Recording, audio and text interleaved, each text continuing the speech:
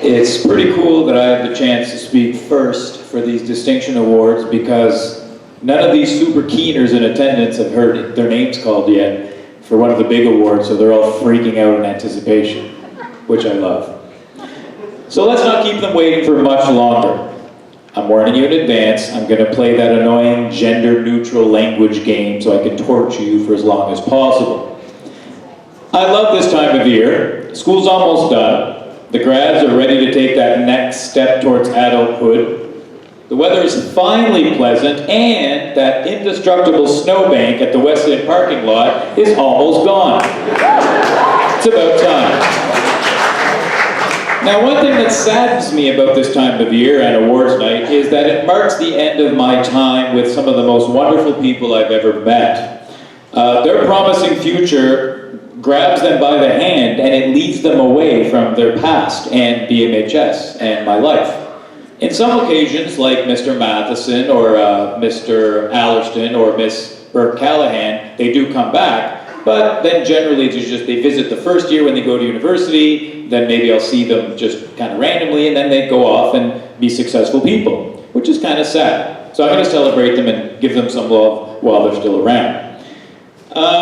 I've known this winner for a couple of years, although I haven't had the pleasure of teaching them directly because this student takes classes that are a little more academic than what I teach. This distinction award winner is a very, very well-rounded person, usually near the top of our academic standings, universally considered a strong student that teachers love to teach. They're accomplished in sports, having played it at the highest level, captain of most of their teams. This person's leadership positions, they're not very surprising. They seem to rise to the head of whatever group they're involved with. Clan leaders, peer tutoring, red group, student government, even Magic Mountain. If you can be a leader at Magic Mountain, you must be a total wizard, or in this case, a sorceress.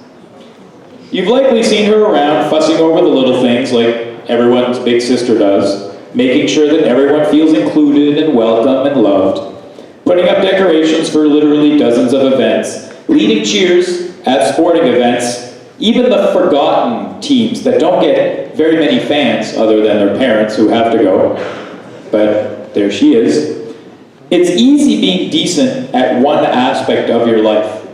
You can be good at school, you can be good at sports, you can be good at clubs, you can be good at your job, you can be a good social person. It's a little more difficult to be very good at any one thing, and it's extremely rare to have someone who excels in a number of areas, all while being kind-hearted and caring for everyone around her.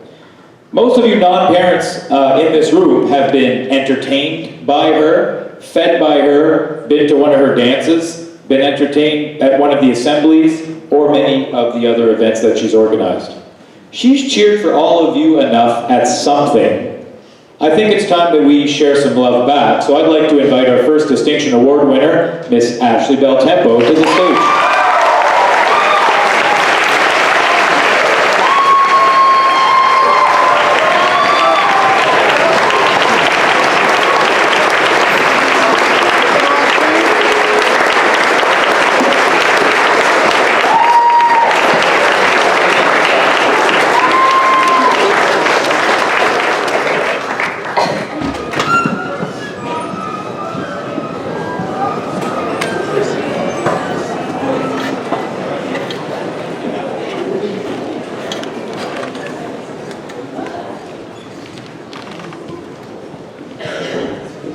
And now presenting our next Student Distinction Award is Mr. Agnew.